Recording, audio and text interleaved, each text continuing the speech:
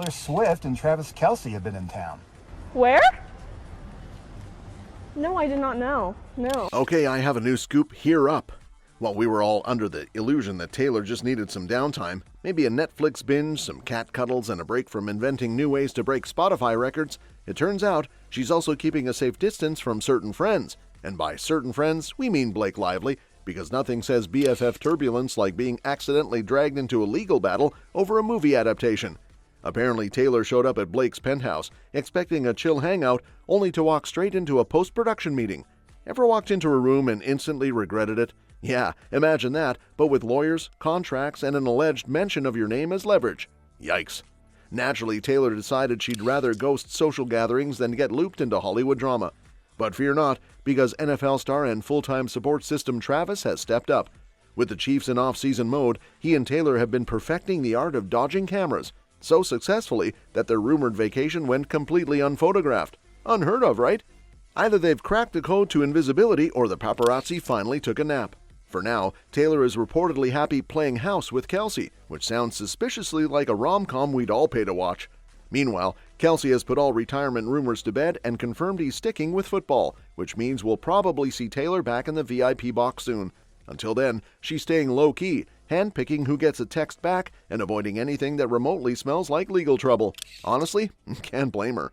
But like a silver lining to every cloud, Tavis does have something to celebrate. It's not what you're expecting, though. No, it's not a new song, an engagement, or Travis finally figuring out how to keep his handshake celebrations under 5 minutes. Nope. It's the fact that CJ Gardner-Johnson just got traded to the Houston Texans, and Swifties are treating it like their own personal Super Bowl win. Why, you ask? Well, back in February, after the Eagles won the actual Super Bowl, CJ decided that his victory lap wasn't complete without a little unsolicited commentary on Taylor and Travis's relationship. He threw shade at Kelce's ex, Kylie Nicole, implying that Travis should have stayed with her instead of, dating the literal biggest pop star on the planet. Subtle? Not at all. Naturally, Swifties didn't take kindly to this. When he doubled down with another Instagram story featuring a collage of Kylie Nicole and some not-so-subtle body-shaming vibes directed at Taylor, the internet let him have it. And now that he's been shipped off to Houston, Swifties are convinced karma had a hand in it because, as we all know, karma is the guy on the Chiefs coming straight home to Taylor. CJ Gardner-Johnson gets traded to the Houston Texans. This guy, you bring this guy in, he's going to shake things up, and maybe that's what the Texans are looking for. Welcome that big personality who is not going to bite his tongue, and maybe that's where the Texans are trying to go next level. And I'm not being judgmental. I'm just observing the facts as I've seen them and heard them over the past several years. They are building a team that is going to sustain and be around for the next 4 or 5 years as one of the better teams in football. Like Philadelphia and what Nick Caserio is doing with trades. Reactions online have been priceless. Some are joking that the Eagles front office made the trade just to appease Taylor's fan base. Others think Jason Kelce had a quiet word with the right people. Either way, Swifties are chalking this up as a win.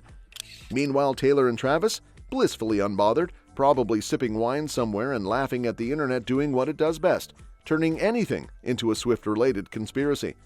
Next up, don't worry, I don't have any big breakup rumors churning like most other media is reporting. Tavis seems happy, and for now I'll let them be, but not before dropping one more piece of happy news. Turns out, Lisa from Blackpink is a full-fledged Swiftie. In a recent Teen Vogue interview, Lisa revealed her go-to karaoke song, and it's none other than Taylor Swift's You Belong With Me. Because let's be real, if you don't scream sing that song at some point in your life, are you even living? This little revelation isn't surprising, considering Taylor's ability to make her music everyone's personal soundtrack. From pop idols like Lisa to NFL stars like Travis, who, by the way, is not just dating a pop icon but also fully embracing his Swiftie era, her music has officially transcended all genres and industries. Speaking of Kelce, the man doesn't just appreciate Taylor's talent, he's got favorites. On his New Heights podcast, he confessed that Blank Space is an all-time classic for him. It's just unbelievable, everything about it, he said. And honestly, he's not wrong. But that's just the tip of his Swiftie playlist. He's also vibing to Death by a Thousand Cuts, The Alchemy, Cowboy Like Me, and So High School. Yes, So High School, which just happens to be a song that might be about him. Coincidence? We think not.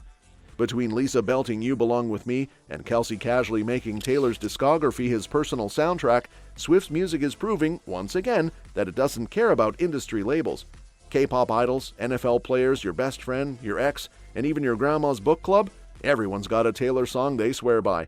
So while the world speculates over celebrity drama, Tavis is happily vibing to her music. And if that isn't the ultimate love language, I don't know what is. Last week, the singer and her Kansas City Chiefs linebacker boyfriend were spotted leaving the Firewood restaurant. Taylor Swift and Travis Kelce have been in town. Where? No, I did not know. No. I'm a big fan of 1989. I have her album. Love her. By people taking my picture, that's why I know they're very private. Probably try not to get caught by the paparazzi every day. Probably me and my one friend ate around here, and I'll probably be like, did you know that Taylor Swift was here? While Lisa's singing Taylor's praises, Matthew Stafford, on the other side of the Travis verse, is sending a 2-word warning to bro Jason Kelce, and honestly, I'm totally with it. Jason and Kylie Kelce are about to welcome baby girl number 4 into their already chaotic, football-loving household. And who better to offer survival tips than someone already living it? Enter Los Angeles Rams quarterback Matthew Stafford, who also happens to be a proud girl dad, 4 times over. His expert advice to Jason? Buckle up. And by buckle up, he doesn't mean for football season, he means for a lifetime of gymnastics routines in the living room, leotards everywhere, and the unshakable realization that Jason's house is forever going to be filled with glitter, tiny pink backpacks, and at least one stuffed animal that nobody is allowed to lose. Kylie, meanwhile, has her own challenge, picking a 4th name that keeps up with the gender-neutral theme they've unintentionally created. With Wyatt, Elliot, and Bennett already setting the trend, she admits that a super feminine name would probably feel like an injustice to the older sisters. They'd be like, why did she get a cute girly name, she joked. And honestly, she has a point. Can't have baby number 4 feeling too special. Sibling rivalry starts early. As of now, Kylie is officially in the any day now state of pregnancy, which means Jason could be trading his NFL analysis for diaper duty very soon. And with Travis living his best life with Taylor, the Kelce family is growing just as fast as their cultural empire. Jason, good luck. If Matthew Stafford is right, you're about to enter a world of bedazzled chaos, ballet performances in the kitchen, and tiny humans who will always outnumber you. Buckle up indeed. Speaking of Jason's family, just wait until you hear the smart but strict family rule Kylie Kelce has implemented. One that Jason can casually skip, of course, because she's basically saying, I'll handle the crying toddlers, but you keep the adult babies. No thanks. So what's the big rule? No excessive screen time. And before you ask, yes, this includes phones, tablets, and any device that could hypnotize a child into a Peppa Pig marathon.